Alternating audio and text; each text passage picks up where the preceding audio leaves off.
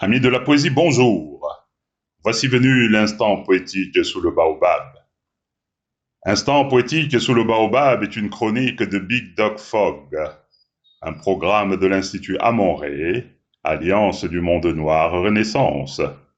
L'instant poétique du jour est un poème intitulé « Kamissi, mon Afrique ». Kamissi, mon Afrique. On t'appelle Afrique qui vient d'Ifriqiya, un terme arabe par là qui t'est donné par autrui. Je t'appelle Kamissi qui vient de Kamit, qui signifie homme noir, qui signifie terre noire. Car tu n'es pas d'origine incertaine, tu n'es pas une divinité berbère, tu n'es pas une déesse romaine, pas plus d'origine grecque ou latine.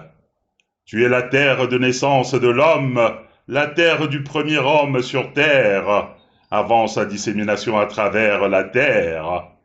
Tu es le berceau de l'humanité tout entière. Ton nom est celui de ta terre, car tu portes le nom de ta couleur. Tu portes le nom de ta face brûlée, tu portes ton nom d'Aéthiops. Terre de l'ancestralité humaine, terre de la première civilisation, terre de la première humanité, terre-mère de l'essence humaine. Tu es la lointaine préhistoire de l'humanité. Tu portas en ton sein sa première graine. Tu héberges dans ta terre l'essence humaine. Tu ensemenças le monde de la graine originelle. Tu es le conservatoire des gènes de l'humanité et la source d'inspiration des premières œuvres. Les racines de l'homme s'enfoncent dans ta terre, tu es le tronc qui se ramifie ensuite en branches. Terre kamite d'abondance et nourricière, terre kamite hospitalière et bienveillante, terre de toutes les ressources qui existent, terre pleine d'atouts et à l'abri du manque. Kamissi, terre fertile et généreuse, Kamissi, terre heureuse et joyeuse, Kamissi, terre accueillante et rieuse, Kamissi, terre résiliente et prometteuse. Tu es le ferment de la pâte primordiale humaine, celle qui modéla les premiers hommes sur terre, terre de simplicité à la nature belle et offerte, terre joyeuse pleine de vie et d'espérance.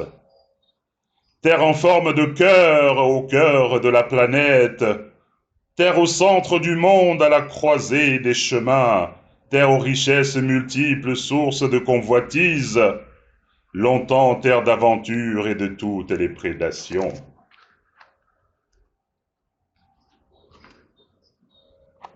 Tu es le socle des valeurs éternelles, tu es le terreau des traditions originelles, tu es la conscience à la base de l'éveil spirituel, tu es la réponse aux questionnements existentiels. Terre bénie des dieux sous la protection des ancêtres, terre des valeurs naturelles où chaque chose a sa place, où chaque composant est pris en compte dans l'équation, terre sacrée de l'homme à la vision holistique du cosmos. Terre éternelle d'un peuple longtemps dérouté, un peuple aliéné qui oublia jusqu'à son nom, et qui fut appelé par le nom de son bourreau, un peuple longtemps détourné de sa trajectoire. Terre d'un peuple ballotté par les péripéties de l'histoire, trimballé à travers le monde par la cupidité des hommes, au point où il perdit ses repères et quelquefois son âme, et c'est ainsi que sa conscience fut brouillée et aliénée. Terre d'un peuple jadis déporté vers l'Orient et l'Occident, entraîné de force vers l'Asie et les lointaines Amériques, qui ne demandait qu'à vivre paisiblement sur sa terre et qui fut parfois déraciné sur sa propre terre colonisée. Terre d'un peuple en doute arraché à ses racines ancestrales, dont la psyché fut construite à base de valeurs d'emprunt. Terre d'un peuple longtemps subjugué et abusé par l'autre, terre d'un peuple meurtri par la violence inouïe des hommes.